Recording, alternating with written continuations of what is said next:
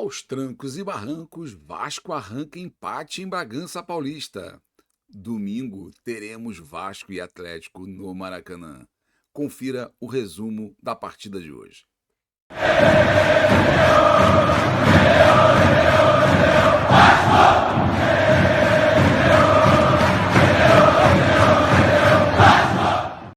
Olá Vascaíno, olá Vascaína, sejam todos muito bem-vindos. Eu sou Adailton Senna, mais conhecido como Dadá, e você está no Bolorento Futebol Clube, um canal de notícias do Vasco. Bom, senhoras e senhores, acaba de terminar o jogo em Bragança Paulista e o futebol é apaixonante porque ele proporciona coisas inimagináveis. Quem poderia, há 2 semanas atrás, imaginar que o Vasco faria um primeiro tempo com chances de matar o jogo contra o Bragantino, que não perde no seu estádio há bastante tempo? O Vasco teve a oportunidade de sair com pelo menos 3-0 no primeiro tempo, mas infelizmente a sorte não nos ajudou.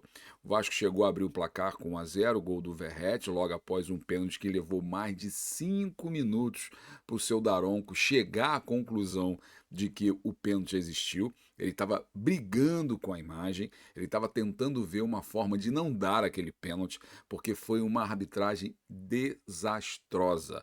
Faltas que ele marcava contra o Vasco, as mesmas faltas ele não marcava a favor.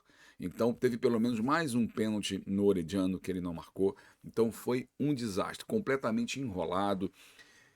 Teve um momento em que ele fez deu um cartão amarelo pro Léo Jardim, porque o Léo Jardim simplesmente parou o jogo porque ele implicou com a meia do Puma Rodrigues. Então foi uma arbitragem que realmente não merece nem comentário.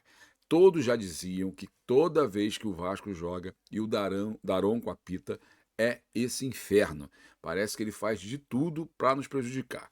Bom, mas voltando ao jogo, tivemos a oportunidade no primeiro tempo de fazer um placar mais elástico. Primeiro com o Pumita, com o Orediano, na cara do gol, entrou cara a cara e perdeu. Isso por volta de, deixa eu ver porque eu anotei aqui, era os 47 já do segundo tempo. O Vasco fez um bom primeiro tempo, os 47 do primeiro tempo. O Vasco foi um excelente primeiro tempo. O Vasco teve várias oportunidades. Paulinho jogando muito bem. Orediano apagado, talvez tenha sido o único jogador no primeiro tempo que não tenha agradado. Não jogou bem.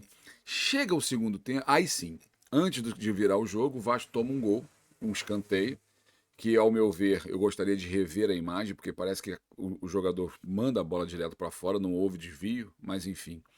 Chega um escanteio, o Medel não consegue afastar e com uma felicidade monstruosa o Gustavinho acerta uma bola que dificilmente ele acerta de novo. Era uma bola muito difícil, já o Jardim chegou a tocar nela, mas a força era muito grande e o Bragantino empatou. Bom, fomos para o segundo tempo, com otimismo de que estávamos jogando bem, então era uma questão de tempo da gente conseguir fazer o gol da vitória. Mas aí o jogo ficou modorrento, começou completamente diferente, e aí teve uma substituição por volta dos 7 minutos de partida. Ele trocou Robson, Orediano e Piton por Pumita, Galarza e Figueiredo. Aí eu não entendi. Ele botou Galarza no lugar do Piton na lateral esquerda, Figueiredo inoperante, como sempre, como tem sido nos últimos jogos. E aí você fica imaginando, você tem um Serginho no banco, será que o cara não tá treinando bem? Você tem o Eric Marcos, que é um cara que pelo menos é audacioso, é brigador, é um cara que de repente rabisca, deixa os adversários com uma situação difícil. Ele preferiu colocar Figueiredo e botar o Galarza de lateral esquerda. Aí o Vasco morreu. Simplesmente o Vasco foi ter uma chance no final com o Verratti numa bola tocada pelo próprio Figueiredo, pelo Peck, na verdade. O Peck fez um cruzamento, o Verratti pegou a bola meio sem querer, meio mastigada, e a bola saiu pererecando pro lado de fora. Mas o Vasco tomou um sufoco no final, que o Bragantino não virou por muita sorte, mas muita sorte. O massacraram, depois dos 20, 25 minutos, o jogo começou a melhorar para o lado do Bragantino, porque o Vasco ficou o jogo inteiro sem jogar. O Vasco não jogou absolutamente nada no segundo tempo. O Bragantino, várias oportunidades, enfileirou oportunidades uma atrás da outra, aquela coisa de faltar detalhe. Léo Jardim, numa reposição péssima. Ele errou várias reposições de bola, várias bolas ele chutava no pé do adversário. O Vasco esteve muito próximo de tomar um gol numa reposição dessa que ele fazia muito mal feita. Então não foi nenhuma nem duas, foram várias reposições mal feitas. Um segundo tempo irreconhecível, mas que valeu pelo menos, porque Papai do Céu ajudou. Paiezão, lá da França, deu, quando o Vasco fez 1-0, mandou colocou no seu Instagram lá uma mensagem de vamos a ler, né? Tipo, vamos Vasco. Estava assistindo o jogo, mas, cara, foi Deus que segurou esse resultado. O Vasco não jogou absolutamente nada no segundo tempo, o que foi o completo inverso do jogo contra o Grêmio, que nós não jogamos bem o primeiro, mas no segundo tempo jogamos. Paulinho ficou apagado, os jogadores que entraram não renderam, não fizeram a diferença. Jair, que também entrou no segundo tempo, entrou logo na virada, no lugar do Marlon. Eu também não entendi a substituição, porque o Marlon estava jogando bem, talvez tenha sido pelo cartão amarelo que o Marlon recebeu, mas não justificaria. Jair entrou mais uma vez inoperante, não fez absolutamente nada. E aí depois vieram as 3 substituições do Robson, Aureliano e Piton pelo Pumita, Galarza e Figueiredo, que aí eu acho que afundou o time de vez. O Vasco não conseguiu se encontrar no segundo tempo e por muita sorte nós não tomamos o gol da virada.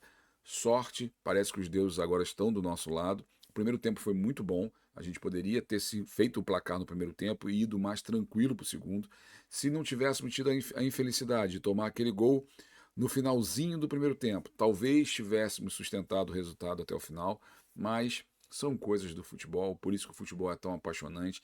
Lembre-se que o Bragantino estava lutando pela vice-liderança, talvez não conseguisse porque o Palmeiras ganhou no finalzinho, mas o Bragantino estava lutando pela parte de cima da tabela, e nós estamos ali ainda, conseguimos no primeiro tempo, até enquanto estávamos vencendo, já a gente tinha passado o Coritiba, mas depois com o empate a gente ficou um ponto abaixo, mas continuamos na luta ainda para a recuperação.